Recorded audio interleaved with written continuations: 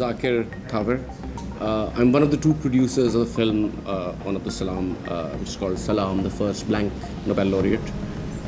It's been 14 years in the making, and 14 years because it's a complex project.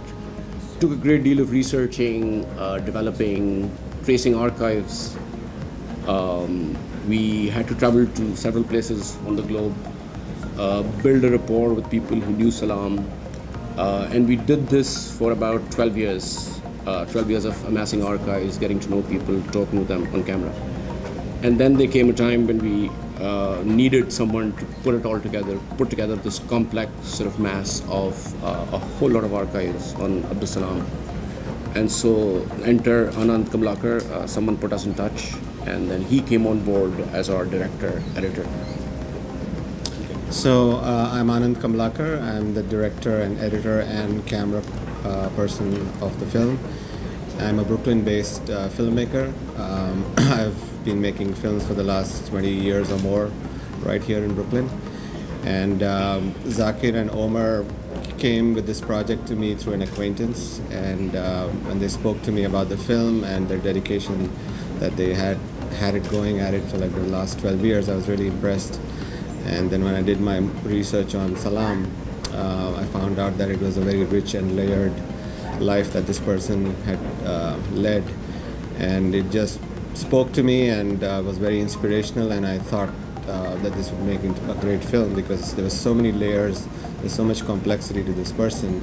He was not just a great scientist but also a great intellectual, and had a very kind of tragic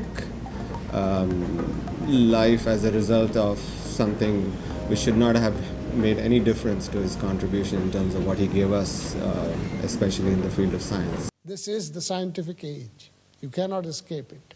No one in the East can, no one in the West can. Abdus Salam, pakistansk forskare. I am the first Muslim who has got the prize for science. So the religious community to which Salam belonged was ostracized from mainstream Islam by an act of the Pakistani Parliament in 1974. His is one of the most persecuted communities on the planet, if not the most persecuted community. As a result, Salam was deprived of influencing the direction of science in Pakistan after 1974, before which he was chief scientific advisor. And it's really sad because A, the word Muslim is whitened out on his epitaph. B, Pakistan failed to benefit from this amazing scientific legacy.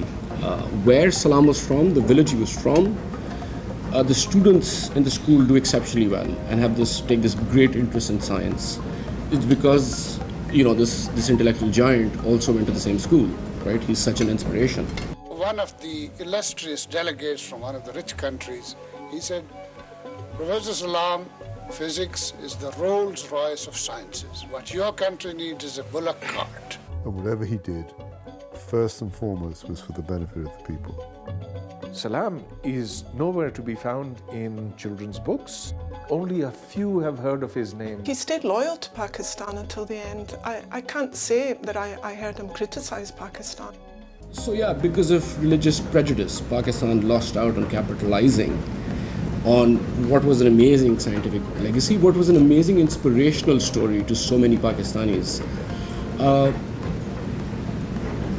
We don't want to sort of toot our horn, but we have, the film is an attempt also to sort of put Salam back in the spotlight, and it's also an attempt to sort of highlight what Pakistan lost out on as a result of marginalizing and ignoring Salam. What's also interesting is there's another illustrious Pakistani who's being tipped as a future Nobel laureate. He's called Atif Mia. He was appointed to Imran Khan's Economic Advisory Council for a mere 3 to 4 days, after which he was asked to step down. Why? He too is Ahmadi. So what Pakistan lost out on in physics in Salam's era, it's now losing out in economics. And so, Salam's life has a lesson for Pakistan.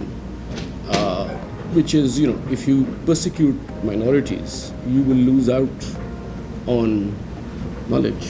It was physics earlier, now it's economics. ये Nobel इनाम जो doctor Abdul Salam Qadiani को मिला है, ना कोई खर्क आदत है,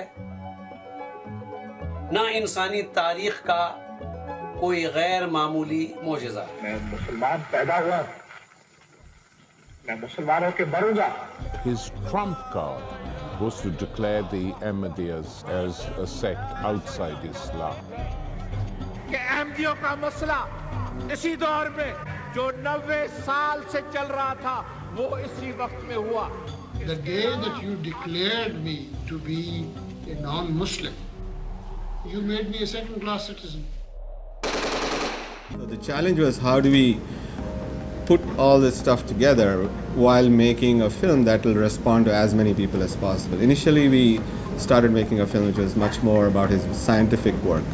And then we realized that the story is more on the human story of Salam, like not just all the challenges that he went through, right from coming from pretty much the boondocks in Pakistan and becoming probably the most illustrious physicist of his time at the age in his 30s. So, while we hear these kind of stories very often in the West of very famous scientists doing amazing things and all, you really don't know about these stories from the East. We hear about Ramanujan, we hear about so and so doing great work, but we never hear their real story. And so the film wanted to do a lot of things, which I think we achieved eventually, because we wanted to tell all these layers in a very, very engaging manner. Tell the human story, talk about his scientific contribution, talk about the politics, talk about religion, talk about where we are today vis-a-vis in terms of human rights and Ahmadis and other minorities being persecuted.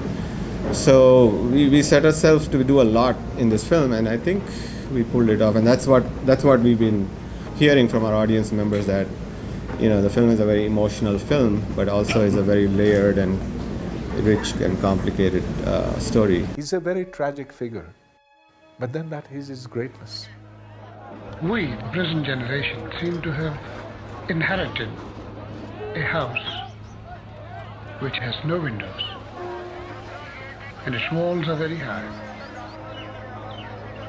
And it's very difficult to know whether we have inherited a house or a prison.